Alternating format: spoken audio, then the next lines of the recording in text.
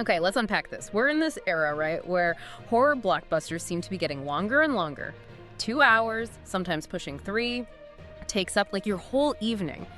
So what if I told you that maybe the scariest film, certainly one of the most unsettling from the last 30 years or so, is actually less than a minute long? It sounds, completely counterintuitive, doesn't it? A paradox, like you said. Exactly, and that's what we're doing a deep dive into today. It's David Lynch's 1996 short film, Premonitions Following an Evil Deed, clocks in at just 52 seconds. That's incredible. And our mission here really is to figure out how on earth Lynch pulled that off. How did he pack so much genuine terror into such a tiny time frame? We need to look at the very specific situation behind its creation, and not just what makes it scary, but how those crazy limitations actually became its strength, its power. Yeah, because when you look around today, horror is big. Like Sinners this year, what was it, 2 hours, 17 minutes? And Ari Aster, Midsommar, that director's cut is almost 2.5 hours.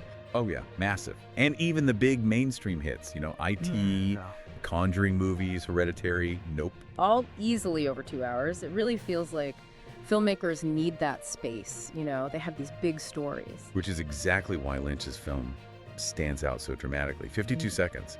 In a genre that's often about the slow burn, the buildup, it's just, remarkable that he could generate that kind of fear so fast. And maybe the brevity isn't just allowing for impact, maybe it's forcing it. Forcing it? How so? Well, every single frame has to count, right? Yeah. There's no room for anything else. Lynch seems to just grab that constraint and use it to, amplify everything, make it denser. Okay, and the backstory here is pretty wild, too, because this wasn't just Lynch deciding to make a super short film out of the blue. Not at all, no. It was part of something bigger, an anthology called Lumiere and Company. That's right. And this whole thing, this anthology, it was a huge deal. It was celebrating the 100th anniversary of the cinematograph, basically the birth of movies as we know them. You had the Lumiere brothers, Auguste and Louis, back in late 19th century France. They invented this machine, the cinematograph, and it's kind of revolutionary because it was a camera and a projector in one box. Better images, brighter projection than Edison's kinetograph at the time. Yeah. It really kicked things off. So for this big centennial celebration, they got 40 directors together, Lynch being one of them, and they laid down some incredibly strict rules, seriously strict. Yeah, tell us about those. Okay, rule 1, your film could be no longer than 52 seconds. Wow, okay. Rule 2, absolutely no synchronized sound recorded with the picture. No sync sound. Rule 3, no more than 3 takes for anything. 3 takes max.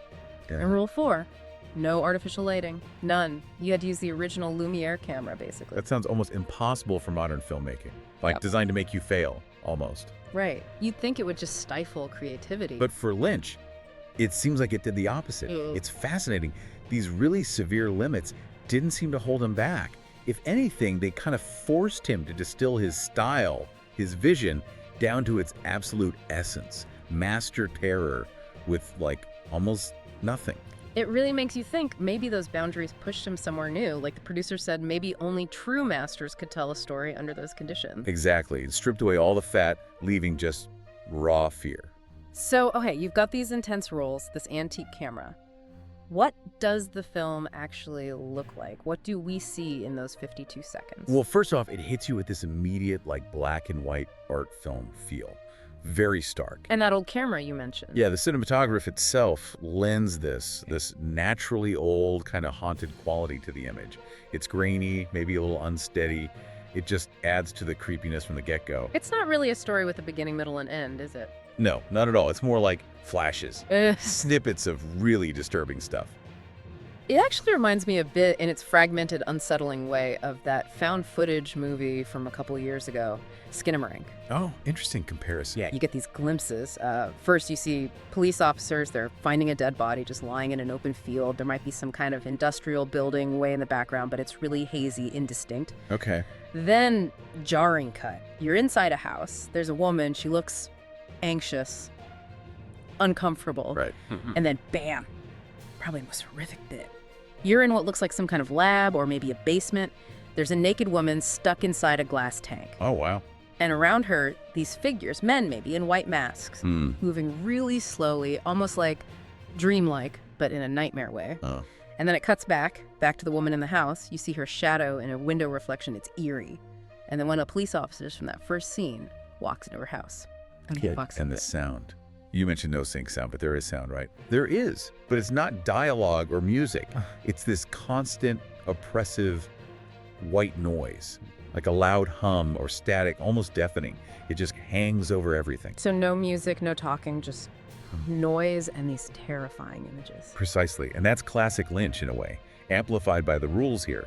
He doesn't give you a neat plot, he gives you these fragments.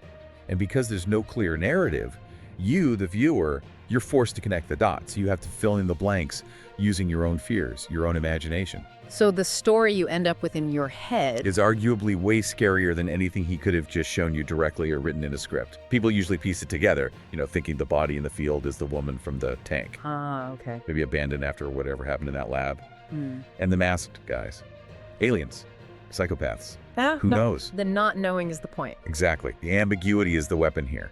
Your brain hates loose ends, it tries to make sense of it, and Lynch uses that urge against you. Your own uncertainty becomes the horror. It's really amazing when you think about it, how much he achieved with so little.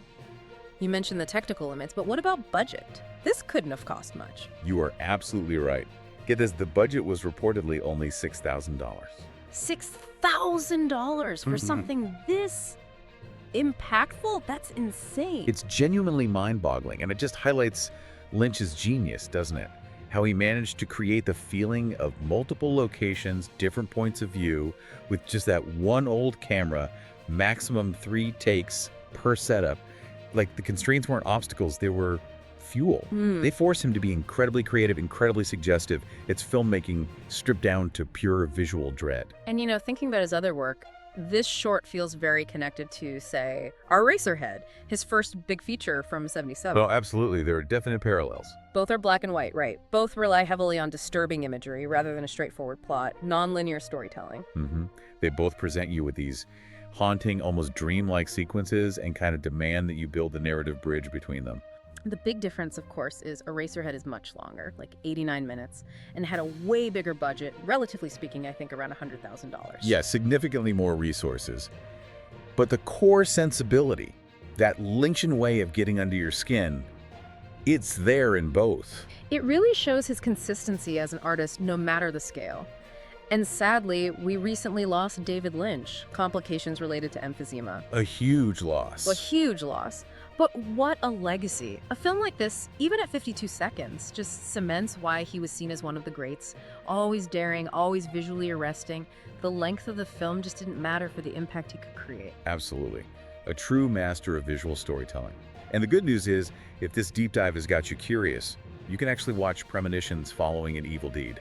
It's not hidden away in some archive. Oh, right. Where can people find it? It's included as a special feature on the Criterion Collection Blu-ray and DVD of Eraserhead, the 2014 edition. Okay, Criterion. Good stuff. And that version of Eraserhead's often streaming too. I believe it's on Max right now, so you might find the short there as well.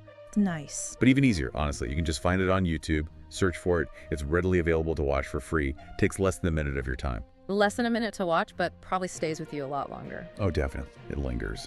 So, wrapping this up, what have we learned? David Lynch, faced with some seriously tough limitations, 52 seconds, no sync sound, antique camera didn't just make a film, he made a potent piece of horror. It totally challenges that idea that you need 2 hours plus to build real scares. Sometimes, maybe less really is more terrifying. It really is. And maybe the final thought to leave you with, stepping back a bit, think about it. Where else does this principle apply? What other art forms, or maybe even things in real life, get their power not from what they spell out, but from what they deliberately leave unsaid, what they merely suggest? It makes you realize how much terrifying potential lies in suggestion, in letting your own mind conjure the worst possibilities. Maybe go explore that power, the power of what's not shown.